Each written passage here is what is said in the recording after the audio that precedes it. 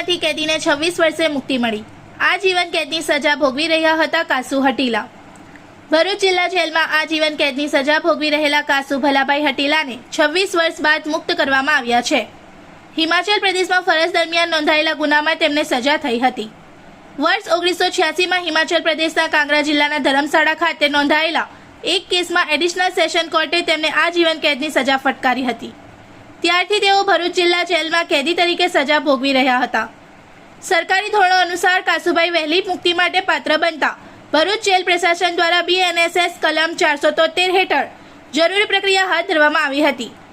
Jail અધિક્ષકે સંબંધિત અધિકારીઓના અભિપ્રાય મેળવીને આ મામલો DG પ્રિઝન સિમલા હિમાચલ પ્રદેશ સુધી મોકલ્યો હતો। ત્યારબાદ જેલ સલાહકાર સમિતિની બેઠકમાં કાસુભાઈની વહેલી મુક્તિ અંગે સકારાત્મક અભિપ્રાય અપાયો હતો।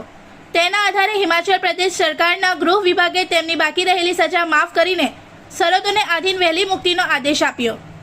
આદેશ મળ્યા બાદ ભરૂચ જેલના ઇન્ચાર્જ અધિક્ષક NP રાઠોડ દ્વારા કાસુભાઈને જેલ મુક્ત કરવામાં આવ્યા। જેલ પ્રશાસને તેમના ઉજ્જવળ ભવિષ્ય માટે શુભેચ્છાઓ પાઠવી હતી।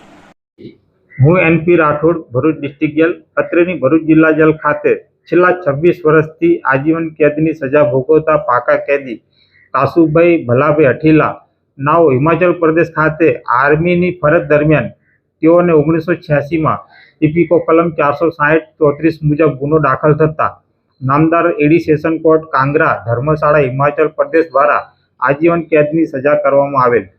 મજકૂર કેદીની વહેલી જેલ મુક્તિ માટે તેઓ પાત્રતા ધરાવતા હોય મજકૂર કેદીની વહેલી જેલ મુક્તિ માટે સંબંધિત અધિકારીઓના અભિપ્રાય મેળવી DG પ્રિઝન સિમલા હિમાચલ પ્રદેશ ખાતે મોકલી આપતા તેઓ દ્વારા જેલ સલાહકાર બેઠક યોજી મજકૂર કેદીની વહેલી જેલ મુક્તિ માટે હકારાત્મક અભિપ્રાય થતા ગૃહ વિભાગ હિમાચલ પ્રદેશ સરકાર શ્રી દ્વારા બાકીની સજા માફ કરી મજકૂર કેદીને વહેલી જેલ મુક્ત કરવા માટે આદેશ કરવામાં આવેલ હતો।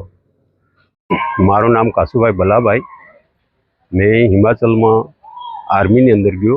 આર્મીમાંથી સંજોગને કારણે કેસ બની ગયો તે આજીવનની સજા પડતા પછી વતનના લાભમાં હિમાચલ સરકારમાંથી ગુજરાતના વતનના લાભમાં સેન્ટ્રલ જેલ બરોડામાં આવ્યો।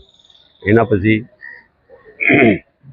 ત્યાં 2 વાર કાર્યવાહી કરવામાં આવી મારી છૂટવાની, ત્યાં ન થયું અને ત્યાંથી અહીં સ્ટાફ વાર્ડનની જરૂર હોવાને કારણે મને સેન્ટ્રલ જેલ વડોદરાથી ભરૂચ જેલમાં મોકલવામાં આવ્યો।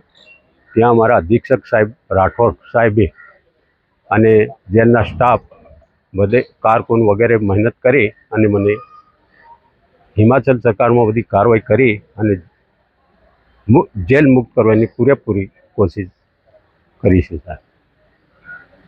इस वीडियो को लाइक करें, हमारे चैनल को सब्सक्राइब कर बेल आइकन जरूर प्रेस करें हमारी न्यू वीडियो सबसे पहले देखने के लिए।